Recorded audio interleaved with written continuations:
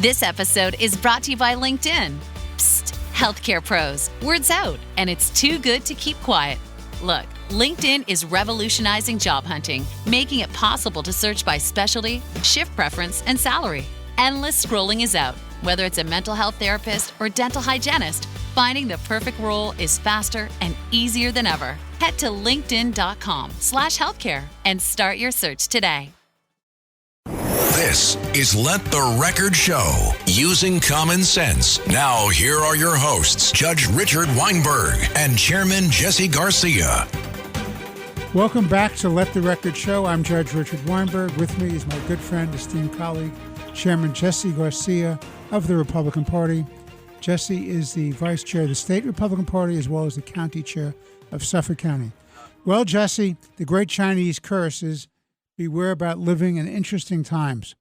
And I am deeply troubled about the times we're living in because I think this country is evenly divided between people who support Donald Trump, people who hate Donald Trump, people who think Biden is a failure as president, is dangerous to the country, and people who think they got to vote for Biden because they don't want to vote for Trump. But the context of that discussion, which we can get into, is my first question is, where is justice in America? And let me tell you, I am deeply troubled by the state of justice in America.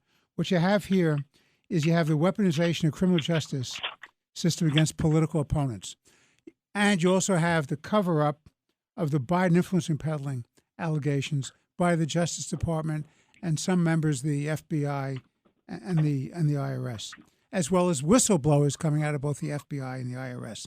So you really have a divided country here, Jesse. So let's put this in context.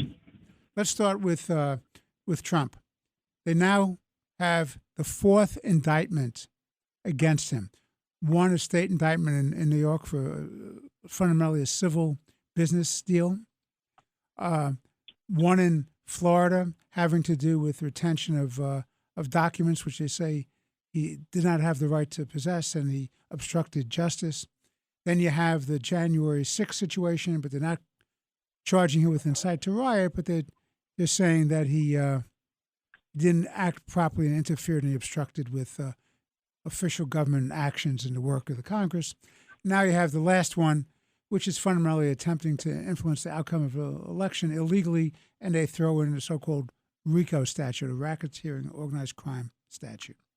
So what you have here is an attempt by the Democratic Party and its operatives to use all these criminal justice vehicles to jam Donald Trump up between now and the election in November of 2024, as well as the whole primary and convention system for the nomination, and jam him up in expensive legal battles, put him in court constantly, making all these allegations against him, trying to silence him with limiting orders and protective orders. It's a mess against Donald Trump. And that's the one piece, Jesse. The second piece is you had an attempt to fix the criminal justice system in the Delaware federal court against Hunter Biden. They offered him a sweetheart deal, diversion for stuff that was really felonies. They blew the statute of limitations over a 5-year period. They didn't have to blow it. They did that deliberately. They declined to take a waiver of the statute of limitations so the time would be told. They did a lot of crazy stuff. They offered misdemeanors rather than felonies, and they were going to give him, everything was going to be resolved by a sweetheart deal. No felonies, no jail time, diversion program. And the interesting thing about the diversion program, and we've talked about it before, Jesse, is a diversion program would have given full immunity for everything Hunter Biden ever did, including foreign corrupt payments, acting as a foreign operative for foreign governments, going back to looking at all the money that was allegedly passed, which is in the tens of millions of dollars from about 4, 5, or 6 different countries. This is a very, very big deal. It's about a double standard in justice or no justice in this country. What say you? There's a lot to unpack there, but there's a lot of issues here that our listeners are concerned about. Where is the justice system in America right now? I think you've pointed it out. The justice system in America has been weaponized. Where has it not been weaponized is in those office of prosecutors, in those judicial chambers that have set aside partisan politics and have ruled on the rule and have been issuing decisions and making prosecutorial decisions on the rule of law and the rule of evidence. Unfortunately, that does not include the Department of Justice.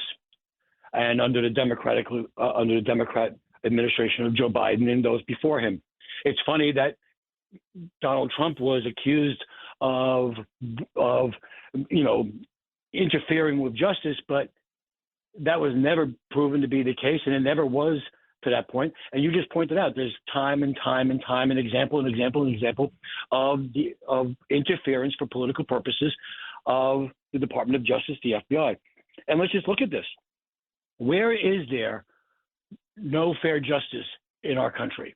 It's right now, it's in the Department of Justice. And let's just set aside Donald Trump's case for a moment. This is the same Department of Justice that said that parents that questioned the curriculum at school board meetings should be termed a domestic terrorist.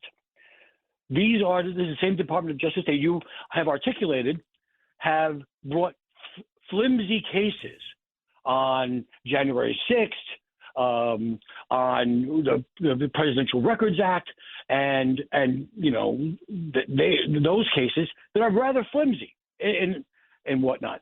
That's Jack Smith. That's Jack Smith, the so-called special counsel. Exactly, that's Jack Smith. And so, and legal experts have said they're probably not going. They don't meet the muster of doing this. But you also have him in local offices. You have him in Fulton County, which brought this never-ending, overreached the RICO case against 18 individuals, including Donald Trump and Rudy Giuliani. Basically saying there's a criminal enterprise here. When I don't know the facts of the case, but I do know one thing, that it's kind of like a little bit flimsy here as well. But it's also coordinated. So you have the Department of Justice going after parents and going after political opponents. And now you have a coordination, and it has to be in coordination, a Manhattan DA like Alvin Bragg, who brings a business indictment against the Trump organization. And you have now this case of electioneering in Fulton County, another Democrat there. And the coordination is very simple. And what I find is a problem is that there's been 4 years, and the timing of all these cases to come to fruition for indictment and before this goes forward is now on the eve of the beginning of actually, we're in the presidential election right now in many cases, as New Hampshire and Iowa and South Carolina, we'll talk about that later, begin their process of hosting presidential primaries. I don't understand this. All they do, Democrats at all levels have demonstrated, and it's clearly demonstrated for everyone, that they will weaponize the power to prosecute and the judiciary. This is what's wrong. And, the bigger question, and, I believe that every time this happens, the Democrats are in a corner and just hoping about hope, or maybe they're in their cocktail parties and such, toasting each other because they're using the government against their political enemies. And they're going to get away with it because people just say they hate Trump, or they have a dislike for Trump, and it's only about Trump. But I tell the listeners here, this is not just about Donald Trump. This is not about Donald Trump. If they do it to Donald Trump and other political opponents, they won't stop there. We've spoken about this. Their first indication was naming parents at school boards as domestic terrorists. And what about those 87,000 IRS agents that are, were hired and funded through the infrastructure bill that doesn't do infrastructure, or the inflation bill that really didn't have anything to do with inflation? Those 87,000 IRS agents are there for one purpose: to come after middle America, the small businesses, the Main Street businesses, the average taxpayer, to go after them, because the elite, they're protected. They're protected by relationships. They're protected by donors. They're protected by, tax shelters. It's going to be difficult to pierce those tax shelters and go after them, unless, of course, you're Donald Trump. So it's clearly demonstrated that there is a two-tier system of justice here in America. One, for those who dissent against the Bidens and the woke the woke Democrats that control this country, and everyone else. And we should be fearful of that. And that's what we should be concerned about. And that's what should be the fight. They may use Donald Trump as the poster child, but he is the first domino that they want to make fall in this area. Well, and that's right. It's very dangerous. Well, let's point out another illustration. You have an FBI memo going after members of the Catholic faith. Yes. Because of their cultural differences with the prevailing wisdom. I mean, how dare they go against people exercising their right to a free choice of religion because they don't agree with them on issues that they think are absolutely certain. Like, for example, an absolute right to abortion under any circumstances, when Catholics say, no, that's not true. At a certain point in time, you have a living human being there, a viable fetus. You shouldn't be just running down and saying, oh, amen, let's just kill that infant. That's absolutely wrong. It's a viable human being. And when they object to that, they make an enemies list. And then the FBI director, he says, well, it was just an isolated instance in one FBI office. Turns out there were a number of offices that had that list, and we're working on that. So let's be very, very clear. The more you scratch the surface, the more you have to worry about the weaponization of these cultural police, the woke police, going after political opponents because you don't like their politics and you want to maintain power. Now, I want to talk to you about this latest indictment in Georgia. I spoke to Rudy Giuliani on Katz and Cosby last night, and Mayor Giuliani and I know each other for decades, and I think very well of him. And I think he is being attacked in this indictment, which I've read. It's 98 pages, by the way, Jesse. He's being attacked fundamentally for being a lawyer. There are other people named in the indictment who are being attacked for being lawyers. A lawyer's job is to represent to the best of his or her ability in an ethical way the interests of their client. Nobody is saying, if you're having an honest discussion, that Rudy Giuliani was fabricating evidence, knew stuff to be false and was putting it in, knowing the falsehood of his statements. He was relying on outside sources, bringing him information saying they were stuffing ballot boxes or they were going to nursing homes or whatever the issue was. He was operating on the information that was being fed to him on a constant basis as a lawyer. And they indicted an assistant attorney general of the United States as well. I mean, what is that about? They're going after lawyers. You know what that does, Jesse? That chills the ability of people who are unpopular to get legal representation. People have a right to legal representation. It's a constitutional right to have representation of your choice. And when people are afraid to represent unpopular clients, then you lose any kind of freedom in this country. Kevin has given us a sign. I want to get your last thoughts on this segment before we take our break. Well, I think we're probably going to talk a little bit more about the Trump indictment and maybe the weaponization of government. But I do, maybe we'll hold out there. But certainly I will say this about the Trump indictment. The timing of it is curious. 4 years for an investigation to take place. I think that's wrong. They placed it specifically for the purposes of influencing an election. I believe that the last indictment is overreach. You're absolutely right. They are trying to silence anyone that wants to challenge the government or challenge a perspective and challenge the ability for someone to get a proper defense of what they've been doing to Rudy Giuliani and the lawyers amongst the 18 that they indicted, the Fulton County DA indicted earlier this week. Fox News, by the way, Jesse, and I'll stop this segment after I make this comment. Fox News did a graph, and they showed every time there was some hot news about the influence peddling allegations against Hunter Biden, his father, the brother, and all the money that was being laundered by Hunter and the brother, and all the money was being taken in, which is in the tens and tens of millions of dollars in all these countries. Every time you had a revelation of that by one of the congressional committees, you know what happened almost immediately after? Another announcement of another indictment against Trump. Coincidence? In fact, I remember that, and I think we spoke about this. I think it was Donald Trump himself who said he was being prophetic when he was told and asked to comment about the judge taking apart the sweetheart deal that Hunter Biden got. He goes, well, I guess I'll be indicted soon. What happened several days later? He was indicted for. That's funny you should say that, because we had Andy McCarthy, the very well-known former assistant U.S. attorney in the Southern District of New York, who's a commentator on Fox and writes for National Review and the New York Post, and has been on Katz and Cosby many times.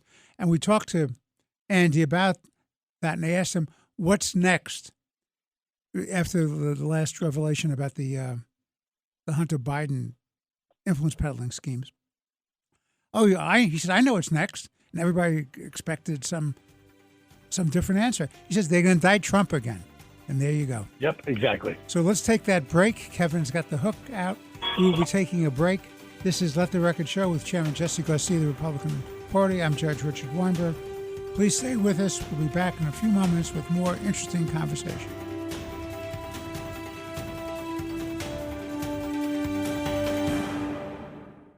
If you're having problems with your septic system and you're tired of spending so much money each year to have it pumped, then SeptiClean is the answer for you. SeptiClean is an advanced specially formulated blend of bacteria used in the treatment of home and commercial septic systems. The breakdown of waste in your system relies on biological activity of naturally occurring bacteria. SeptiClean restores the natural biological process in your septic system and boosts the existing biological activity. SeptiClean is completely safe on all plumbing and can help prevent expensive emergencies in pumping. SeptiClean has approximately 6 to 100 times the bacteria count of other leading off-the-shelf brands in a 1-year supply. SeptiClean comes in a water-soluble pack, which you flush down the toilet once a month with no mess or stress. Save time, money, and maintenance on your septic system. Find SeptiClean at Emporium True Value Hardware on Main Street in Sag Harbor, or visit micro-tab.com. That's micro-tabb.com. Micro-tabb.com.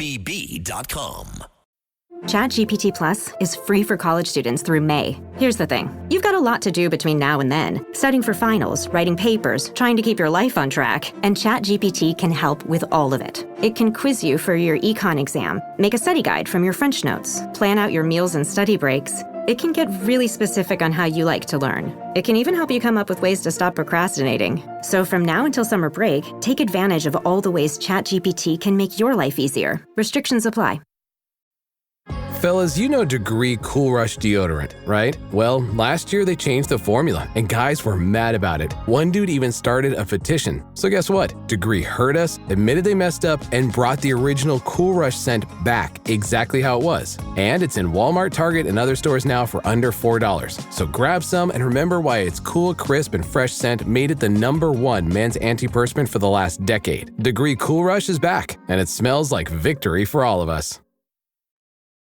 This is Let the Record Show, using common sense. Now, here are your hosts, Judge Richard Weinberg and Chairman Jesse Garcia. We're back on Let the Record Show with Chairman Jesse Garcia of the Republican Party. I'm Judge Richard Weinberg. When we took the break, we were talking about a whole group of topics. All seem to merge together and are all related. The question we began with was, where's justice in America? Then we started talking about the Trump indictments. Then we talked about the weaponization of the criminal justice system against political opponents. And we will get to, in more detail, the great Biden influence peddling cover-up. But I want to give Jesse the opportunity, because he came across a very interesting article which he wants to share with our listeners. Jesse. Yeah, thank you. It's a series of articles. And, you know, I'm a partisan. I'm a Republican chairman from the county. I'm also the vice chair of the state committee. So I know our listeners expect me to bring the Republican slant to this. But let's go to a respected organization that is routinely sourced in the mainstream media, the Heritage Foundation.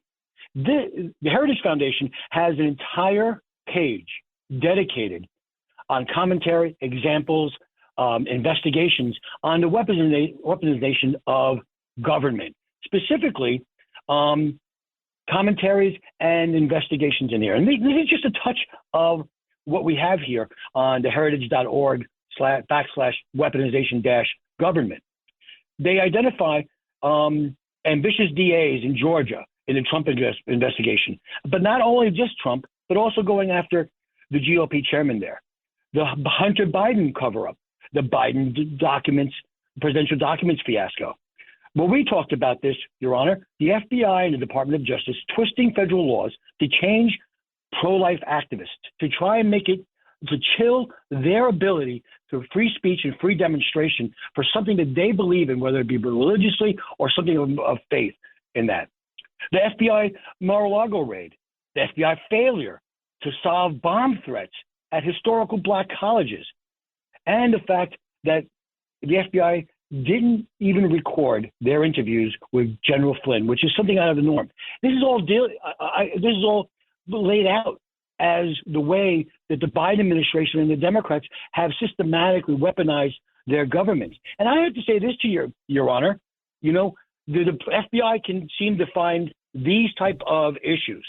They have found 2 years later, 3 years later, they've made arrests of people who have demonstrated and stormed the Capitol on January 6th. I guess they used facial recognition. They used a number of different tools to that. Yet not one Antifa or one rioter from tens of hundreds of riots that occurred in our cities here have ever been arrested or haven't been prosecuted under federal law. Black Lives Matter, Black Lives Matter, and Antifa, as you correctly point out, got an absolute pass. And the Democrats all across the country talked about the peaceful demonstrations where they were destroying millions and hundreds of millions and billions of dollars worth of property. People died. People were seriously injured. It sent out a message of lawlessness, that anything goes, and we're still paying that price, Jesse. Absolutely. And I say this to you for our listeners to just maybe think about. You know, we can't arrest those rioters. We can't get back our property that was damaged, you know, but yet 2 years later, they can get a rioter from the Capitol 6, for the January 6th Capitol riot. Yet the FBI, the Secret Service, the Department of Justice, they cannot find who leaked the memo, the draft memo of the abortion decision from the Supreme Court. They don't know the source of who brought in and left their cocaine to the White House.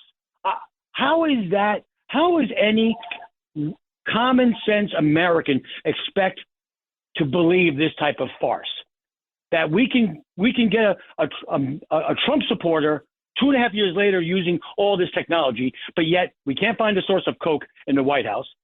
We can't find the source of who violated the sanctity of the Supreme Court by leaking purposefully a draft decision that was not to be seen or made public for months later on, and we can't even get one of these rioters arrested. It's preposterous. It's something that our listeners should go read. Go find a Heritage Foundation, heritage.org/weaponization of government, and they will detail for you how this administration and the administrations of Barack Obama, they began the first foundations and now execute the weaponization of the Department of Justice and its investigative arms such as the FBI. Well, let me point this out to you. In today's newspapers, you now have reports that the governor of Arizona, a Democrat, is now talking about pushing for an investigation and prosecution of the Trump campaign people and Donald Trump himself for what went on in Arizona during the campaign. Let me just be very clear about these allegations. It is not election interference when you contest the validity of ballots that are cast. It is not when you bring a lawsuit. It is not when you speak out and you say, this is worthy of an investigation. These are not criminal acts. The Democrats challenged when their nominee was Gore against younger President Bush. George W. Bush, number 43. Right. They challenged it. You had people who objected to the 2016 election, including Hillary Clinton and Jamie Raskin and Schiff. They've not been indicted. They haven't been challenged. You know, and let's go back to this RICO statute. As you correctly pointed out, it's an overreach. It's overbroad. It's vague.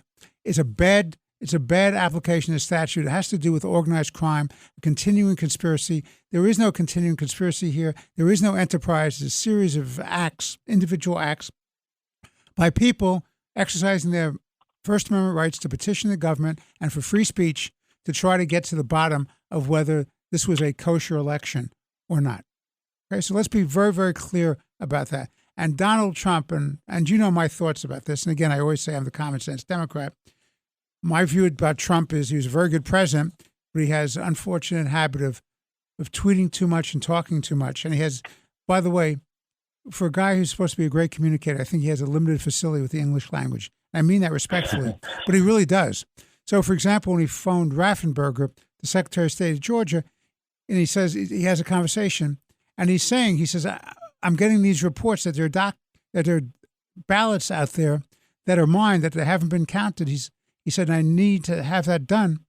And he says, find me the ballots. He's not saying fix it, make phony fraudulent ballots. He's saying, find me the ballots. They're supposed to be out there. And the whole case in Georgia is based on that phone call.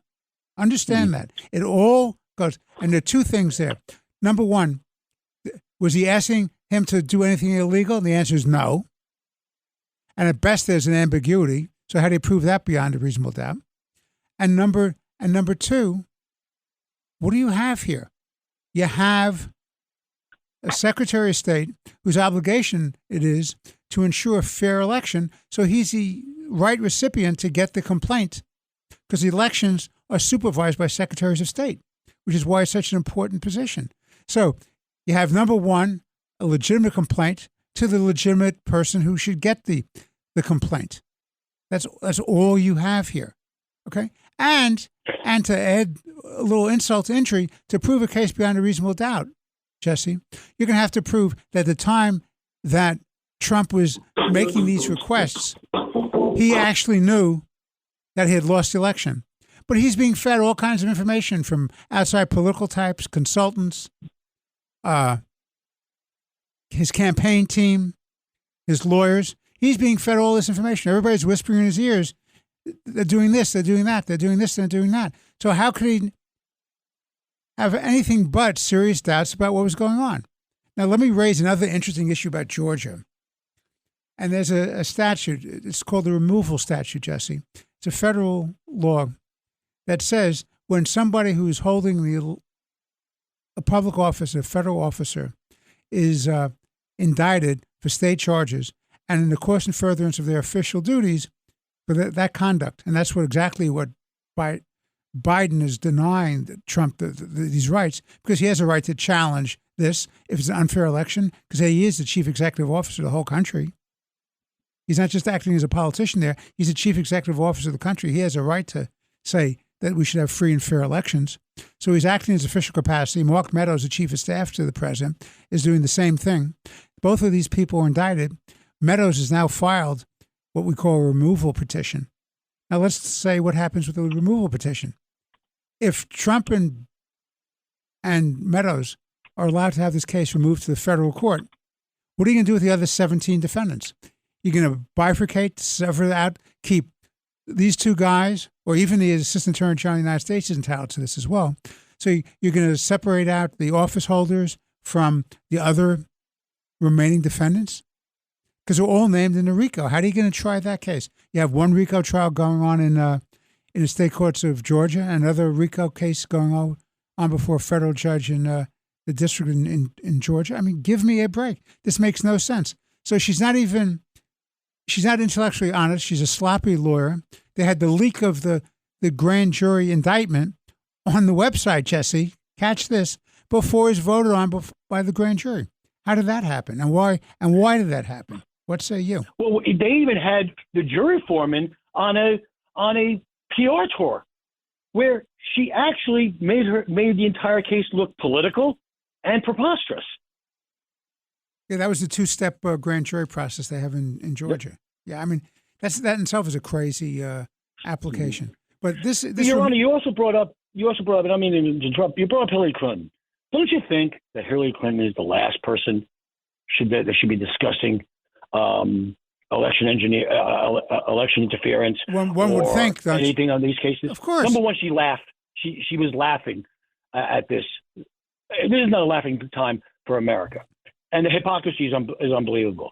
Hillary Clinton was at the epicenter of the Russia hoax and the DNC finance dossier on Donald Trump that the FBI did based their investigation on. And the Obama administration their FBI and their Justice Department were at the heart of suppressing the laptop, which exposes the whole influence peddling operation of the Biden family group. And if people had known that, the half a dozen states that made the difference between an election of Trump versus Biden, if people had known that, that could have shifted the 50 or 60,000 votes in those half a dozen states, Jesse. Absolutely. So who's playing and interfering with elections by suppressing that laptop, Jesse? Yeah, where's the uproar? Where's the uproar amongst elected officials, mainstream media, or big tech? It's not there because the Democrats were doing it. I mean, this is an individual who bleached and I never heard about deleting emails and you use a bleaching system. And I still don't understand what that means. And how about smashing a computer? Smashing a computer. 30,000 emails. Hillary Clinton and all those involved are Representative Schiff are the last ones who should be commenting on this because they are the ones who commenced election interference. Exactly. They could not accept that Donald Trump defeated one of their fellow elitists, and they have been plotting this out. Give them credit from a political point of view. Bad for the country.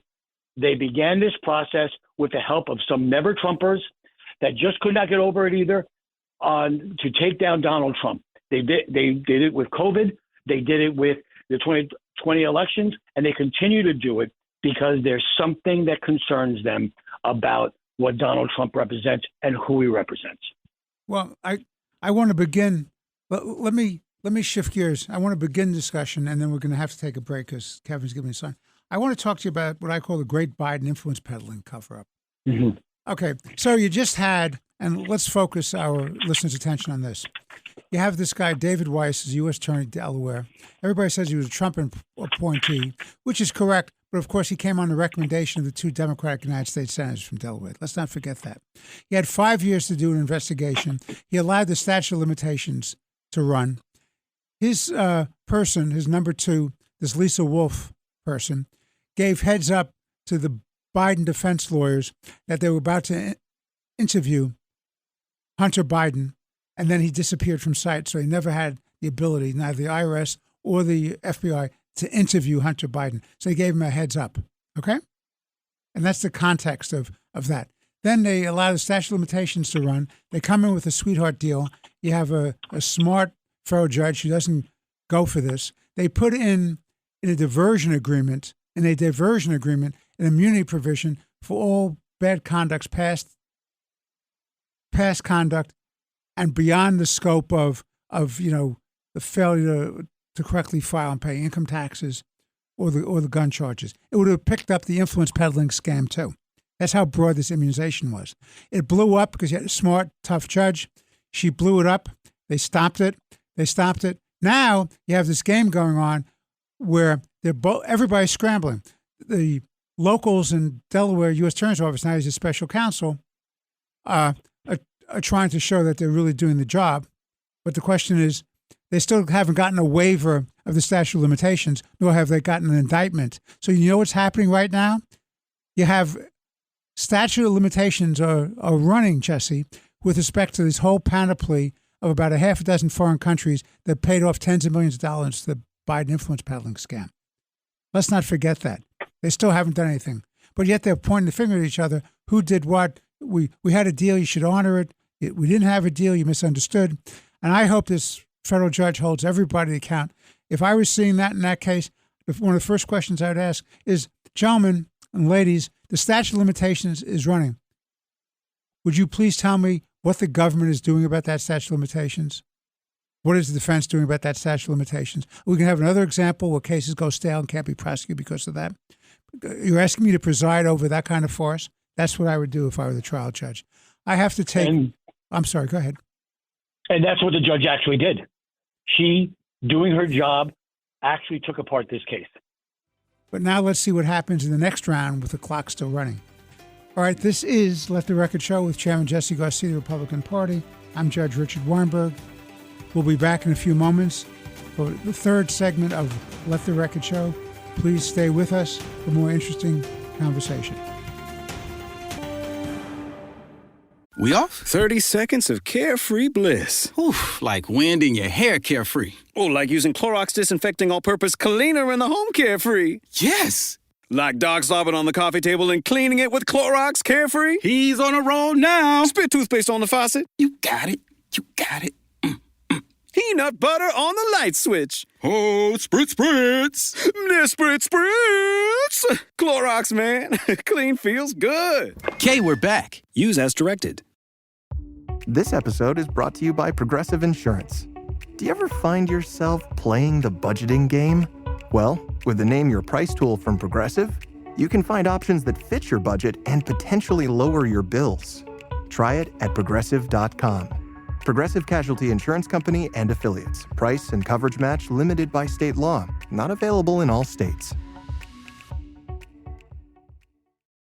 At Arizona State University, we've made online education better, smarter, and more personalized so you can go further in your aspiring field. I decided to pursue medicine once I realized that ASU did have the online program for biological sciences. You're still required to learn the same curriculum. You're still being tested on the same content that anyone would be tested on in person. The comprehensiveness of the program prepared me so well for medical school.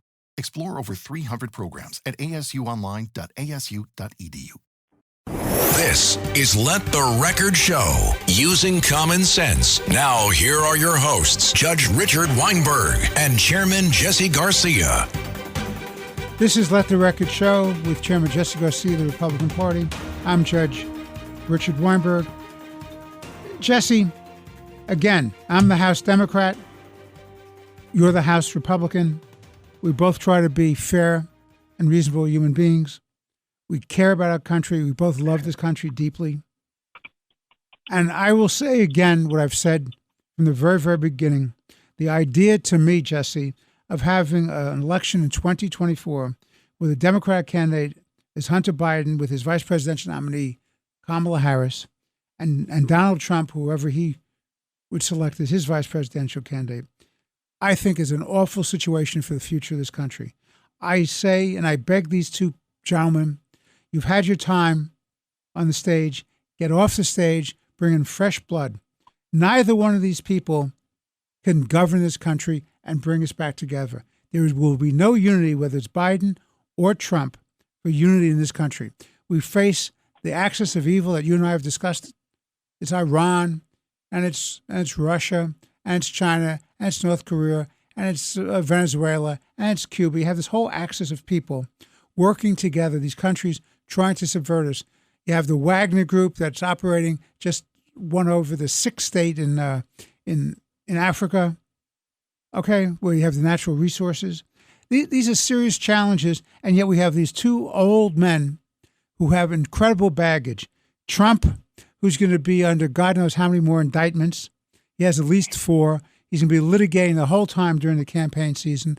You have Biden, who they are dying to keep in the basement, off the scene. They can't even get a good surrogate to campaign for Biden because Kamala Harris is a raging mediocrity, totally incapable of any kind of leadership, totally incapable of carrying the Democratic message in a coherent way. You have a track record of failure of the Biden administration. Both of these people need to get off the stage. We need new leadership. The threats are too great. If these men are patriots, if they love this country, Joe Biden, Donald Trump say you're not running again. Open this political season up to fresh blood and people who don't carry a taint. What say you? You know, Your Honor, I just don't believe it's possible. I think it's not possible for Biden and Trump to come off the national stage in 2024. Just look at the way things are shaking out right now. Biden and using the DNC, the Democratic National Committee, to do his bidding, has reshuffled and rigged the Democratic primary elections calendar, moving, traditional first in the nation primaries and caucuses in favor of South Carolina. South Carolina, as you remember, is where he started his comeback in 2020 as the nominee for the Democratic Party. With Donald Trump, you're right, he's going to be litigating his cases throughout this campaign. Unfortunately, it seems that every time he gets indicted, it pluses up his poll numbers and amongst his base, and yet we really don't see any, and I don't think we will be seeing any true numbers coming out amongst the blue-collar Democrats that supported him, the Reagan Democrats that supported Donald Trump in 2016, and the unaffiliated voters. And honestly, we don't see right now a true challenger to Donald Trump in the Republican field. So I guess what I'm placed here is what advice can we give, in this case, to our possible eventual nominee, Donald Trump? And that is to stop talking about 2020 and the rigged elections. The media is going to be doing that enough. Surrogates will be doing that enough. I think you need to start talking about the successful policies that secured this nation on energy independence, national security, on the foreign stage, operating through peace, through strength philosophy, an economy that was unheard of, with the most vibrant economies in the last 45, 50 years. How about a secure border? And, how about, Jesse, how about a secure border, which is destroying cities and states across this country? A secure border.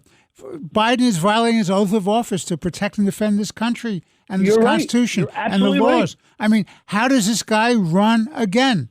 As bad as you say Trump is, as bad as Trump is, Biden, in my humble opinion, is far, far worse. And I'm the Democrat. He is far, far worse. You know why, Your Honor? Because when you separate Trump and his Twitter feed or his Truth Social feed, and you separate that from his policies worked.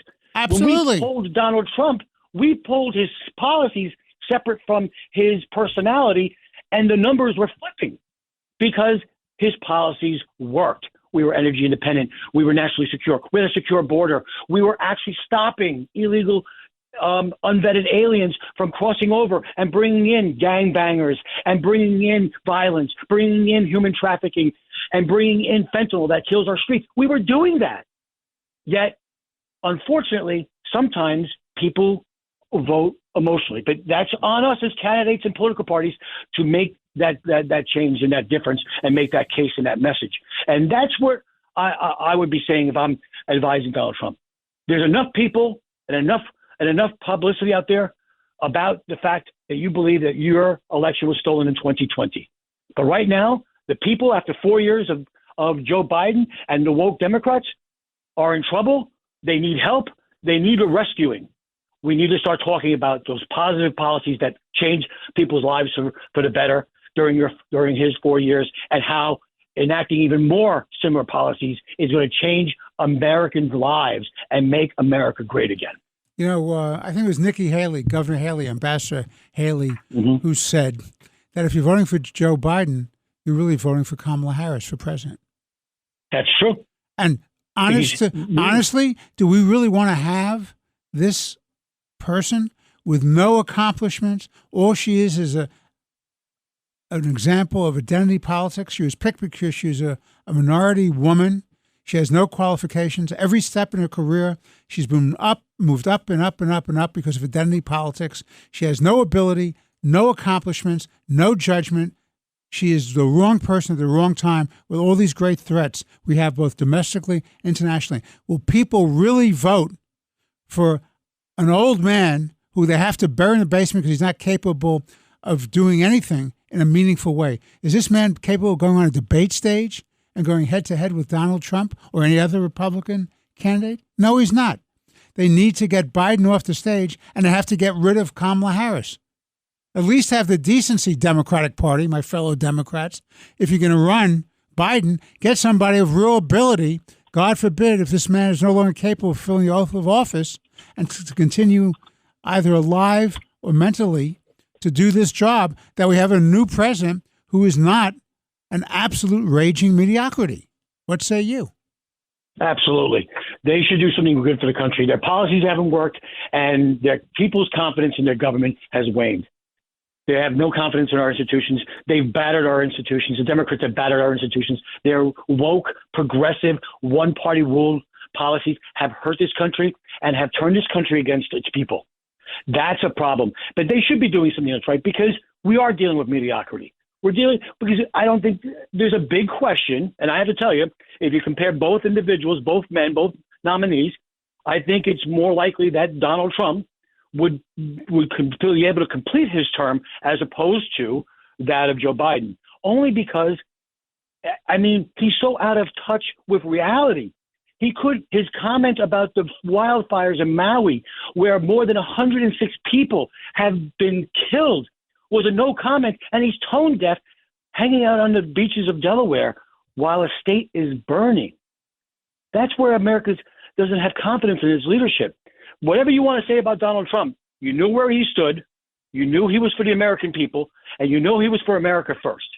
And that may have raffled from some feathers here domestically and internationally, but the proof is in the results. There was no invasion of Ukraine.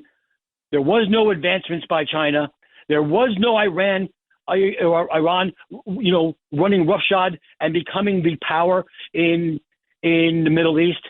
And there wasn't an axis of evil being put together with North Korea, Venezuela, Iran, and Russia and China and around our nation and surrounding this country. We used our strength to ensure peace. We still had the Monroe Doctrine in place. Yes, we did. Which is that foreign powers should not be moving in our hemisphere. And everybody forgets that. All right, Kevin has given us the sign. We'll be taking a break, Jesse. We'll be back in a moment with the final segment of Let the Record Show. Please stay with us.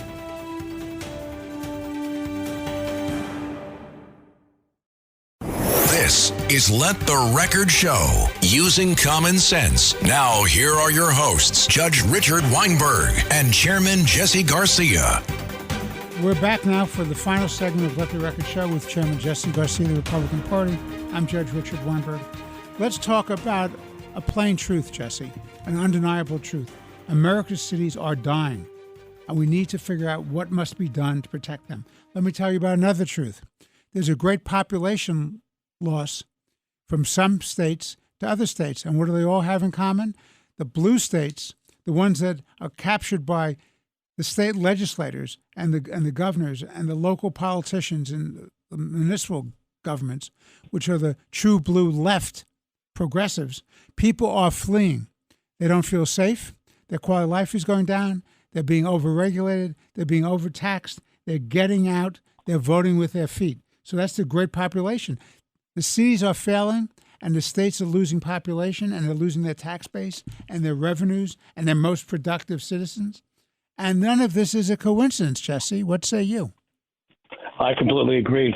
We are witnessing the death of America's cities, our once proud meccas and metropolises. And I truly believe that the source of this is these woke policies, especially in those where there's one-party rule, like here in the state of New York. Just look about it. All these states, whether it be San Francisco, Los Angeles, Chicago, Washington, D.C., and our great New York City, our empire city, we have more crime. We have political injustice. We become a nanny state that wants to control the lives of individuals because the government knows better than individual resolve. We have overregulation, and we have an affordability problem. We are taxing and overregulating our citizens out of here. They can't live here with their families. It's led to an economic drain on the state of New York, and now we're losing even more. We've lost congressional seats, and we're due to lose even more congressional seats in the next census. It's led to a brain drain where the best and the brightest are no longer choosing New York, Los Angeles, Chicago, Washington, D.C., and the like. How do we fix that? We have to change all of the above. We have to empower cops and take the handcuffs off judges. We have to make sure that the criminals know that we will prosecute you. We don't need cashless bail like the Democrats want. We need fair and fair justice here in the state of New York and in the country. We need to trust the American people, the New Yorker, that they know what's better for their lives, for their children's lives, for their education of their kids than some bureaucrat does. And we need to make New York and the rest of this country and these cities more affordable and stop with all regulation. Right now we have cities everywhere that are unsafe. They have unsafe mass transits. We have DAs like Bragg that will take political indictment as opposed to actually making our streets safe. We have homelessness that's running rampant in great cities like San Francisco, crime running rampant in Los Angeles and New York, fentanyl in every block because this administration and their woke policies have opened up the border and have put the very lives of our family members, each and every one of them, at risk. Well, and the sanctuary city has to go. There is no constitutional legal right to say something is a sanctuary city. I don't know how many times I have to say that. There is no legal phenomena as a sanctuary city. All cities are subject to the federal immigration law. You cannot say you're not going to cooperate with law enforcement and immigration services when people jumping in here illegally and are committing criminal acts. It's the end of civilization if you allow that. Sanctuary cities? I mean, give me a break. And in New York, it's even worse because there's a consent decree where if you get here, you're entitled to housing. Who's going to pay for that? Where are you going to put them? Where's the housing? They're sleeping on the streets in front of the Roosevelt Hotel because there's not enough room in the hotel. They're talking about putting them in our great parks, and they have no right to put them in a park because the alienation of park land has to be through a process. You just can't dispose of park land for a purpose other than for being a park. It's not a place to have tent cities. I mean, what is wrong with these people? Don't they see the natural and probable consequences of their conduct? They are destroying quality of life. And when you destroy quality of life, people leave when they can. Exactly. And, an analysis of the decay of the American cities, it was written about 4 of our major cities. All 4, and I'll quote, all 4 of are plagued by a crime crisis that has bled out from those icky, poor areas of the cities that college graduates avoided and into the rest of the city. New York's public transportation isn't safe. San Francisco is plagued by homelessness. Los Angeles actively refuses to keep violent criminals and gang members off the street. And Washington can't even guarantee the safety of members of Congress in their own apartments. And what about Chicago? Chicago? You have these mobs going in to the stores, looting the stores. They go in 30, 40, 50 people in these big mobs. And the idiot mayor of Chicago, who makes Lori Lightfoot look like a genius, he goes up and he says, don't call them mobs. Oh, what would you like to call them? Mm-hmm. Shoppers, browsers? I mean, what are they? You have pictures of people going into stores with blowtorches to try to blow off the locks in department stores to get goods. You have the overrunning out in California of a Nordstrom's with 50 people looting the place and everybody staying by looking at it. You have our friend John Chachis, who was on the show with us a few weeks ago, Jesse. Yes. Who's the head of the Gump's department store, one of the most famous department stores in this country and in the United States and the world. He says to the governor, to the mayor of San Francisco, to the board of supervisors, he's saying enough is enough. You have to stop this. Otherwise, I have to seriously think about closing down Gump's, one of the great institutions of San Francisco culture. What say you? Absolutely. And he detailed for us and we should have him back on because he detailed a plan to restore our America's cities. And it's something that every prospective candidate and every sitting elected official should really, truly study because in there is a blueprint for the restoration of our American cities. Well, these are very troubling times, Jesse, and I worry about it. Let's wrap up this segment. I want to talk about the Wagner Group and what it means. To our listeners, the Wagner Group is really an enforcement arm of the Putin regime. They are terrorists. They are murderers. They are rapists. They are enslavers. They are involved in all kinds of criminal activities. Fundamentally, they're an organized crime network used by a sovereign nation, Russia, to do the dirty deeds. They're guilty of war crimes. They have killed thousands of people in mass graves. They have raped innocent women and children. They have slaughtered people. They have bombed hospitals and schools and homes. And they have an aggressive force that's influencing the whole world because they're moving into Africa. And the reason, Jesse, I'm so concerned about the movement in Africa is because of the obsession with so-called, climate change and global warming and the secular religion they've created. We don't have energy independence in the United States, and they want to have electric everything, or they want to have shortages of stuff and you have to get used to rationing. And they're taking your toaster away, and you're taking your microwave away, and they're taking away your lawnmower, and they're taking away your air conditioning and your refrigerator, because this is all the natural probable consequences of not having a sufficient grid, because the electric grid is not big enough. So you need natural resources for the batteries that keep everything going. And you also need for electric, by the way, you still need fossil fuels. Who's controlling the natural resources?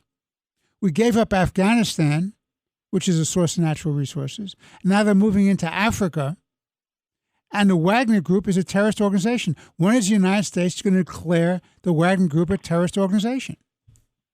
Well, I find that interesting because I was looking at reports dating back to 2021, 2022, and early in 2023, where it was written that the United States Treasury Department was going to declare them a terrorist organization, but nothing's been done. European countries have been saying the same thing. And I believe, except for France, and I may be wrong in that, France has been the only ones that have named them to some capacity a terrorist organization. Well, as of April of this year, the NSC has said that it's not going to yet get that status. Why they have not getting that status, I have no idea. How can this be? The only thing I can think is that it has something to do with the botched and aborted coup attempt of Putin over the summer. And what role did the West actually play in that? So I'm not really sure what that is, because it may be just a situation where yet another. That's very, very interesting. That's a very interesting insight, Jesse. And it's a very important question. And I think we really need to know what really happened there. I don't know that we're ever going to get the truth out of that. But you're right. Were we co-conspirators with the Wagner Group? Did some of our intelligence operators work with the Wagner Group to take out Putin? That would be very interesting. That would make our government, through its intelligence operators, co-conspirators with this terrorist organization. I can't believe that happened. And that would be yet another foreign policy failure or scandal for the Biden administration. But I think that, there was a lot of talk about that. Putin and his people were saying the West was involved, and then all of a sudden it quietly went away. And let's be honest, the Wagner Group are a bunch of mercenaries for hire. That's what they do.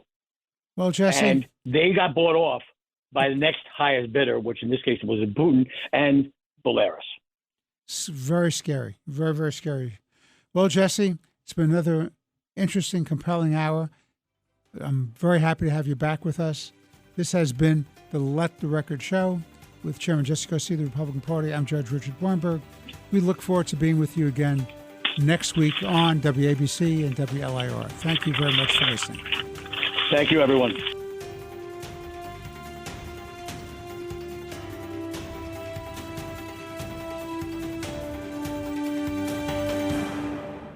If you're having problems with your septic system and you're tired of spending so much money each year to have it pumped, then SeptiClean is the answer for you. SeptiClean is an advanced specially formulated blend of bacteria used in the treatment of home and commercial septic systems. The breakdown of waste in your system relies on biological activity of naturally occurring bacteria. SeptiClean restores the natural biological process in your septic system and boosts the existing biological activity. SeptiClean is completely safe on all plumbing and can help prevent expensive emergencies in pumping. SeptiClean has approximately 6 to 100 times the bacteria count of other leading off-the-shelf brands in a 1-year supply. SeptiClean comes in a water-soluble pack, which you flush down the toilet once a month with no mess or stress. Save time, money, and maintenance on your septic system. Find SeptiClean at Emporium True Value Hardware on Main Street in Sag Harbor, or visit micro-tab.com. That's micro-tabb.com. Micro-tabb.com.